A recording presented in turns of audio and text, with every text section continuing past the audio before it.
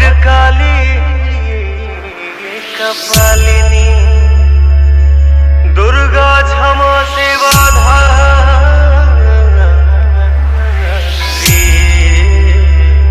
स्वाहा स्वधा नमोस्तुते।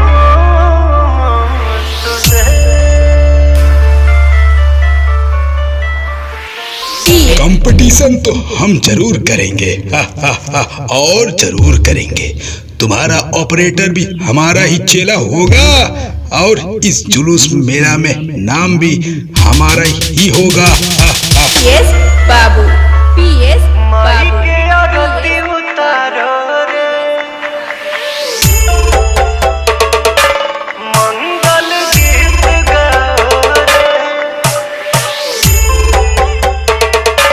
माई के आरती उतारो रे, मंगल गीत गाओ रे। बड़ा भाग्य माई घरवा तगैली, तरल अंगनवा चितवौआ धैली। घिउआ के दिया जराओ रे, मैया जी के भोगवा दो रे।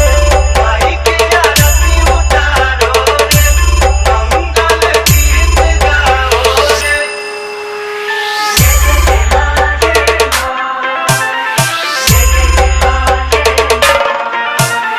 PS बाबू, PS बाबू।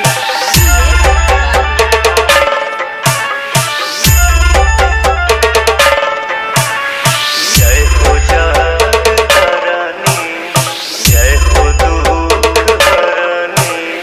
आइलू अपना बेटा के दुआर, हई हम पुजरिया, रखिहा नजरिया।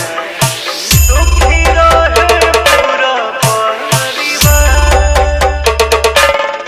एहो पंडित जी शंख बजावा, सब जन मैया के फूल बरसावा। मैया के चुनरी ओढ़ाओ रे, हरी हरी चूड़ी चढ़ाओ रे।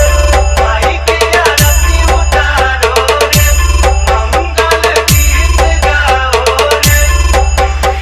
PS बाबू, PS बाबू, PS बाबू।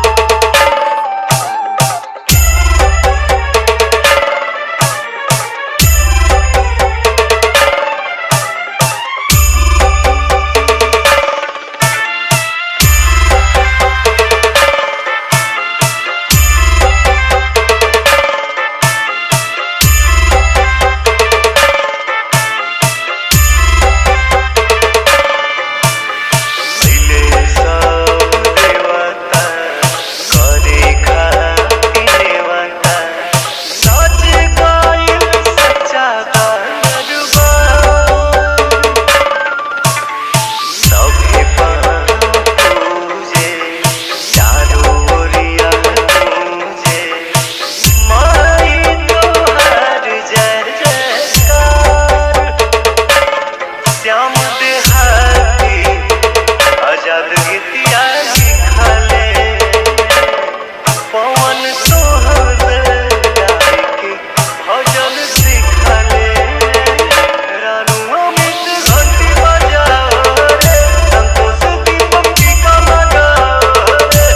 माई के आरती उतारो रे, मंगल गीत गाओ रे।